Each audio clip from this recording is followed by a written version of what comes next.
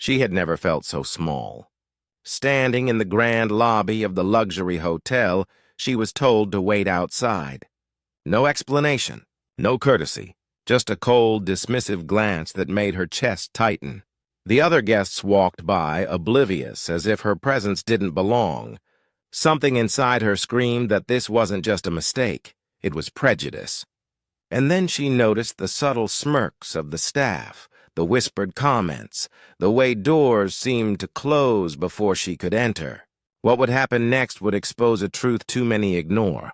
Watch until the end. Wait a second. Tell us where you're watching from in the comments, and don't forget to subscribe for more powerful stories like this. It had been a long day. Sheila Bennett, a rising entrepreneur and respected philanthropist, had just flown in from an important conference. Her life was built on hard work, late nights, and tireless dedication to her business.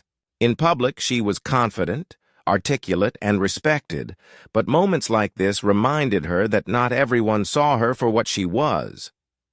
The hotel she chose for the night was one she'd stayed at before, a symbol of success and comfort.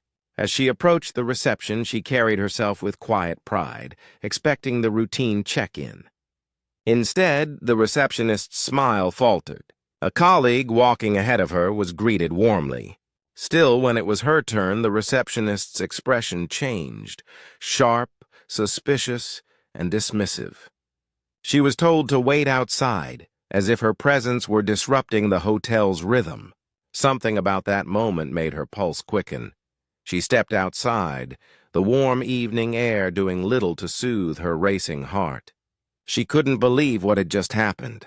The valet ignored her car, and a nearby guest muttered something that barely reached her ears, but it stung anyway. Inside, laughter and polite chatter continued, oblivious to the humiliation she faced. Every instinct screamed at her to leave, but leaving would feel like surrender. She pulled out her phone, debating whether to call someone. That's when she saw him. Their eyes met across the street. The tall figure approaching with confident strides, impeccably dressed, exuding authority. Her billionaire brother, Marcus Bennett, who rarely visited unless necessary, had arrived. She tried to regain composure, hiding the mix of relief and anger bubbling inside her. As he approached the lobby, she noticed the staff's demeanor shift instantly. Whispers turned into nervous smiles. The same people who had dismissed her minutes ago now stood rigid and attentive.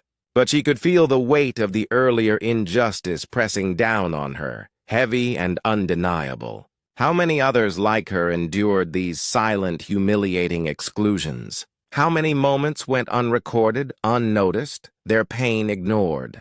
Her anger burned, not just at the hotel staff, but at a system that normalized this kind of treatment. Marcus entered the lobby, calm and commanding, and in that instant, the room shifted. He walked directly to the front desk, his presence magnetic, impossible to ignore. "She is my sister," he said, voice firm yet controlled. The receptionist's confidence crumbled, eyes darting away, hands trembling. "Wait, Words failed her accuser, exposing the hypocrisy they had tried to hide. Guests murmured, cameras discreetly recording the confrontation. Sheila felt a surge of vindication, but it was tempered by sorrow. This wasn't just about her. It was the countless invisible humiliations endured every day by those judged by skin, not skill. The moment was tense, electric, and raw. She watched the hotel staff scramble, realizing the same barriers that had held her back were built to crumble only under influence and power. A bitter truth had been exposed, undeniable and unignorable. By the time they left the hotel, the night sky seemed lighter, though the memory of the encounter lingered. Sheila's brother had restored her dignity in that moment. Still, it wasn't a victory over prejudice. It was a glimpse of what could be done when injustice is confronted directly. She knew that countless others suffered silently, their stories unheard, their presence dismissed. This experience strengthened her resolve to fight systemic injustice. not just in boardrooms, but in everyday spaces where subtle forms of discrimination thrive. The question lingered as they drove away.